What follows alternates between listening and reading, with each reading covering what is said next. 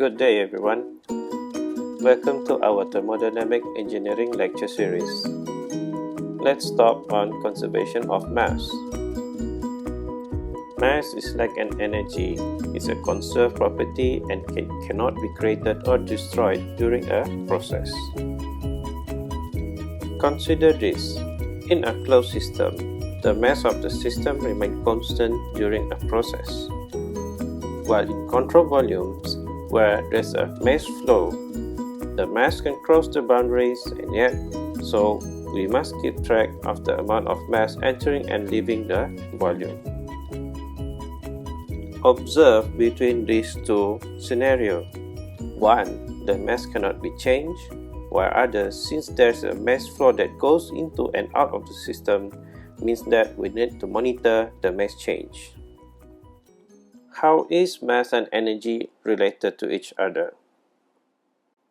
Well, you might be familiar with this kind of equations. Basically, the E is equals to mc squared, where m is the mass and c is for the speed of light in a vacuum.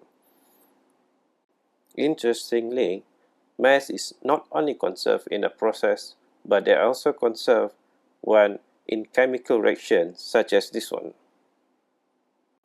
Taking advantage of conservation of mass law, we can calculate several parameters and variables from existing established equations.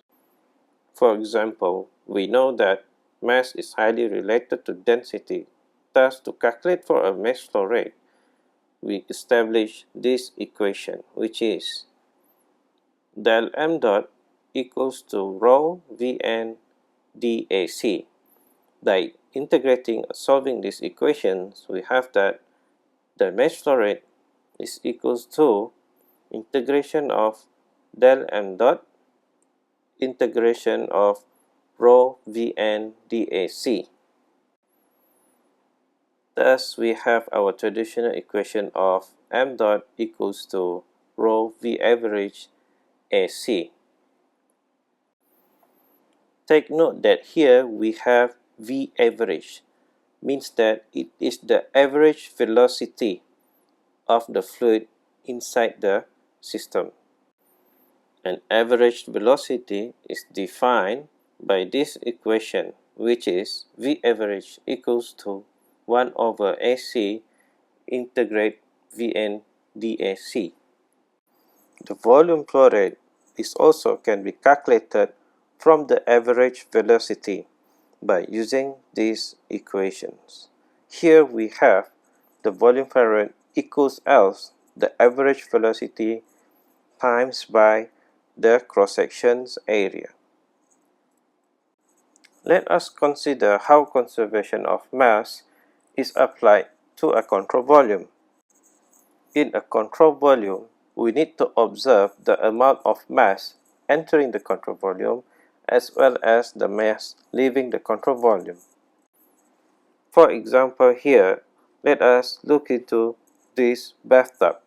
Here we have that the amount of water that goes into the bathtub on specified time is around 50 kg, whereas at the same time, an amount of 30 kg of water are flushed out. So that means that we have an increase in 20 kg at the specified amount of time. Thus, we identify that as the net change of mass during the amount of time given. Relating that to what we have talked so far, observe these equations. These equations are often referred to as the mass balance and applicable to any control volume undergoing any kind of process. Mass balance for steady flow processes. During a steady flow process, the total amount of mass contained within a control volume does not change with time. Thus, here we observe that the mass of a control volume is equals to constant, regardless whether there's a change of flow inside into the control volume or going outside of the control volume. Let us refer to this figure 5-7. Here we have two inlets, whereas each one is equals to 2 kg per second and the other one is 3 kg per second. But since that the control volume is constant, the mass of the constant volume is constant, So the total mass flow rate at the outside is equals to 2 plus 3, which is 5 kg per second. These phenomena are known as steady flow processes. And here we are interested in the amount of mass flowing per unit time. Thus, we take advantage of these equations where we know the amount of mass that goes inside of the control volume and relating them to the equation of mass flow rate. Now we have the density, which we can safely assume that the density of the substance is equal at the inlet and outlet.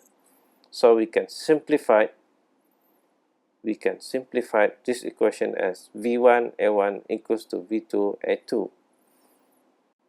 Later on, we're going to see a lot of engineering devices, example of engineering devices that took advantage of this mass balance for steady flow equations.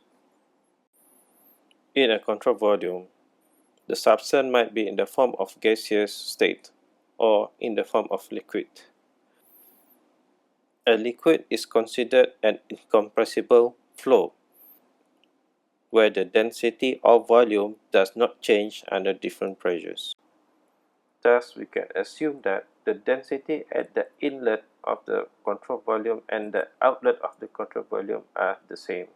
Thus, we can further simplify the equation into this form, which is the volume flow rate at the inlet are equal to the volume flow rate at the outlet, providing that it is steady and incompressible flow.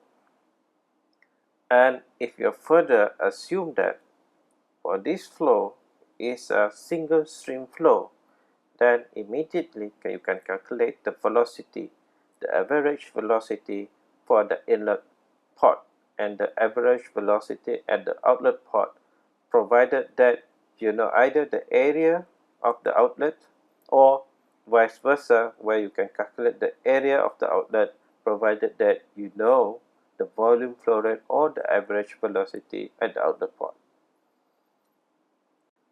However, please take note that there is no such thing as conservation of volume principle.